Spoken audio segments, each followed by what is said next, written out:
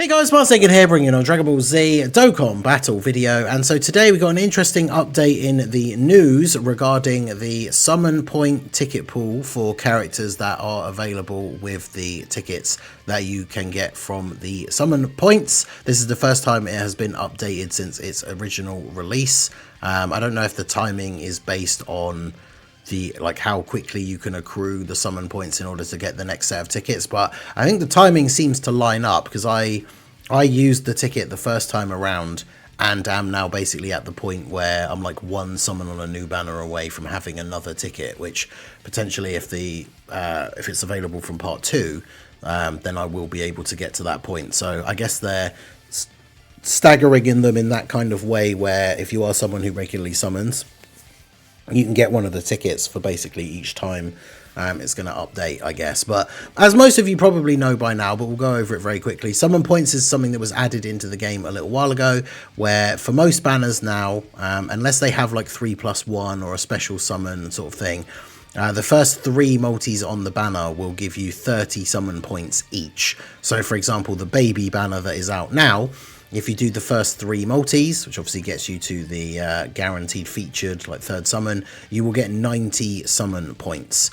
And then once you have 300 summon points, you can exchange those for either a Dokkan Festival ticket or a Carnival LR ticket, which you can then use on a banner.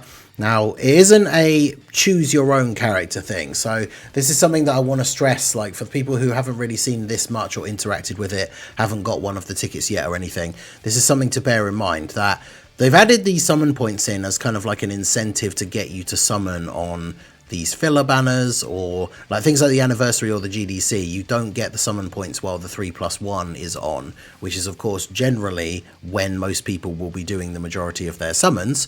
I for one basically never summon on those banners when the 3+1 is finished. I try and make sure I'm done with all my summons before the 3+1 ends, and then obviously go into part 2, do the 3+1, and even if I get super lucky and I pull the part 2 units straight away, I don't tend to go back on the part 1 banner when it no longer has the 3+1. However, that is when summon points would then be available from that banner. But they added it in as kind of like an incentive, but really all it is I feel like it's just like an extra little bonus for people that would summon on banners anyway. Because when it comes to, like, say for example you didn't want to summon for baby, but you know, you're thinking, well, I can get these summon points that build up to me being able to get a ticket to get a free unit. You have to think that you do the 3 summons, that's 150 stones. That's 150 stones that you're then not going to have to use on, like for example the anniversary banner, which is the 3+1, will have the new best units in it, and then that 150 stones gets you 90 points. And bear in mind, as I said, you need 300 in order to get a ticket, so you've got to do essentially 10 multis on these like filler banners in order to get a ticket. And then when you do get a ticket, it doesn't actually, you can't pick the character that you want. You choose the banner, whether it's the Dokkan Fest or the Carnival, buy the ticket, and then you get a single summon on that banner where it will give you one of the available units. So for example, when the first ticket set came out, I did mine, I got the Dokkan Fest one, and I pulled like Scout of Vegeta or something. Like, it was not something that I wanted, let's say. So it was very disappointing. Now, the interesting thing is, it does seem like they are going to be increasing the value of this by adding these newer characters in very, very quickly. Because the whole point of this update today, like it's giving a bit of a rundown here. This is obviously in the news in the game.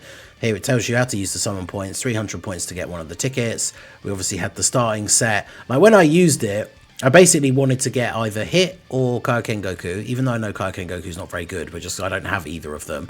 I would have happily taken a dupe for Daima Vegeta, or obviously dupes for the 10-year fusions. And yeah, I got Scout of Vegeta, so arguably not worth having to spend an extra, what is essentially 500 stones to get like 300 summon points. And then the Carnival banner had the 10th year Carnivals and Kale and Caulifla. But the upcoming new lineup, and bear in mind this is going to be starting from, I believe it's November, we're going to have the GDC characters added in. So for the Dokkan Fest banner, we've got the Goku and the Omega. The Golden Frieza and Gogeta are going to be added in as well. And then the Carnival banner is obviously adding the GDC Carnival LRs, Rose and Super Saiyan 4 Goku, and then the Carnival LR for the Tanabata Transcendent Dokkan campaign, the Wrathful Broly. So it's very cool that these are coming to the game this quickly. The fact that, like, because obviously these guys won't return to actually summon on a banner until the anniversary, which of course is at the end of January / beginning of February.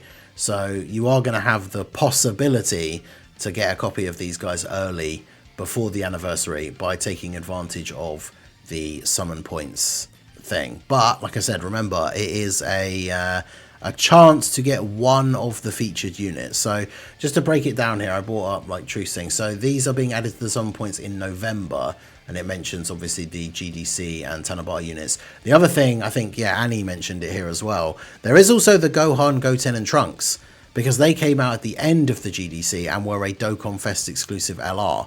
So because it's based on like a time period and not a handful of units that they just choose, like in the news it says units that released between this date and this date, that means Gohan, Goten, and Trunks should be on there. And potentially the Yellow Coin LR from the part 2 of this celebration could be on there as well. So yeah, this will be the full lineup. So when the summon point list updates in November, you've got the Daima Vegeta, Kid Goku from Saiyan Day. Again, that'd be a good one because he still hasn't returned yet for the first time. Perfect Cell, bit of a dud, but you know. Hit, Blue Kaioken Goku, Physical Tao, obviously still one of the best TURs in the game despite the limited categories and everything. And then obviously, yeah, the GDC Dokkan Fest exclusive LRs. There's, yeah, Gohan, Trunks, and Goten. Golden Frieza and Gogeta. And then Baby should be on there as well, which is very cool. And then, yeah, Yellow Coin LRs.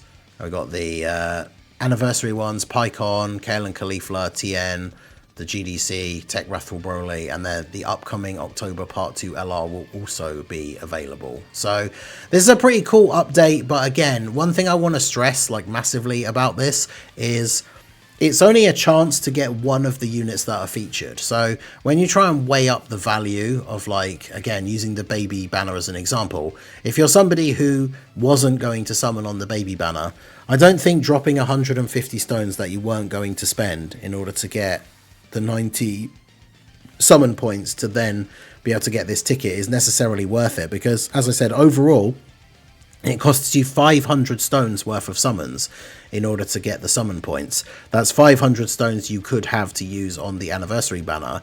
Imagine you spend those 500 stones on these filler banners, like you summon on Baby, you summon on the Part 2 LR, you summon on like the November, whatever it's going to be, hopefully Divers, Marseillan, Dokkan Fest, fingers crossed. You get your 300 summon points, you go ahead and pick up a Dokkan Festival ticket because you want like Omega Shenron or something, right? And then, yeah, you just get like Tech Kaioken Goku or Daima Vegeta. Because, I mean, Daima Vegeta is already... like, he wasn't good on release, really. Like, he was okay.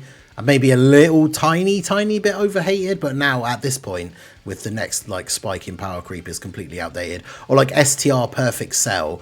Like, do you really want to spend 500 stones that you could use on the anniversary banners to just get a copy of STR Perfect Cell?